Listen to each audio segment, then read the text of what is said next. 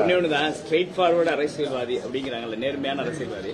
ஒரு letter original இல்லைன்னா கூட அம்மா மக்கள் முன்னேற்ற கழகம்னு எழுதுறப்ப ஒன்னு அவருக்கு கூட இருந்திருக்கணும், இல்லைன்னா அதோட கட்சி தலைமைக்கு தொடர்பு கொண்டு இது நீங்க இது மாதிரி ஒன்னு கட்சியில கொடுத்துருக்காங்களான்னு கேட்கணும். இது விசாரிக்கணும். இப்ப எங்களை இவ்வளவு கேள்வி கேட்டீங்க, இதை விசாரிக்கணுமா இல்லையா? பதில் சொல்லுங்க. கவர்னர்கிட்ட போய் கொடுக்குறீங்களா? கவர்னர்கிட்ட கொடுக்கறதுக்கு முன்னாடி இந்த கட்சியோட வேட்பாளர் அவர் யார் கேண்டிடேட் எம்எல்ஏ உங்களோட இருந்திருக்கணும் இல்லையா? அந்த கட்சியோட ஏன்னா ஒரு பைலா என்ன சொல்லுதுன்னா 10th ஷெட்யூல்ல என்ன சொல்லுதுன்னா, ஒரு கட்சியோட எம்எல்ஏவாக இருந்தாலும் அந்த கட்சியோட ஹெட் என்ன சொல்றாங்களோ அதை தான் அவர் பண்ணணும்.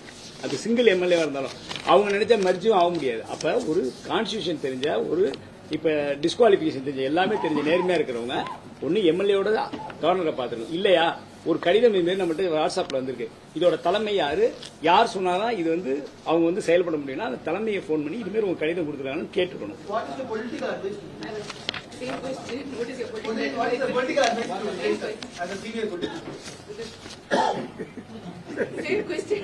Great people, sir.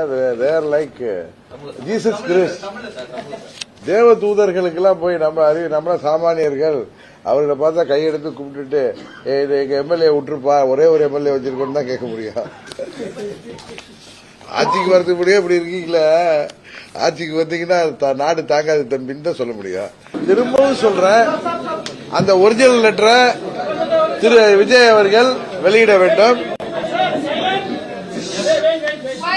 அந்த ஒரிஜினல் லெட்டரை அவர் கவர்னர்கிட்ட கொடுத்த லெட்டரோட ஒரிஜினல் காப்பியை அவர் வெளியிட வேண்டும். அப்படி அந்த வீடியோ உண்மை என்கிற பட்சத்தில்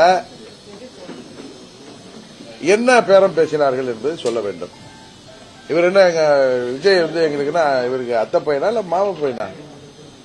என்ன பேசிஸ்ல நீங்க அவர்கிட்ட கையெழுத்து வாங்கினீங்க? எங்க எம்எல்ஏ ஒரு வாரத்துக்கு கையெழுத்து போட்டாருன்னா யார் போய் வாங்கினீங்க? ஏன் கார்ல உட்கார்ந்துட்டு வாங்குறீங்க? எதுக்கு அப்படி திருட்டுத்தனமா போட்டோ எடுக்கிறீங்க? இது எல்லாமே ஒரு தவறா தெரியல உங்களுக்கு?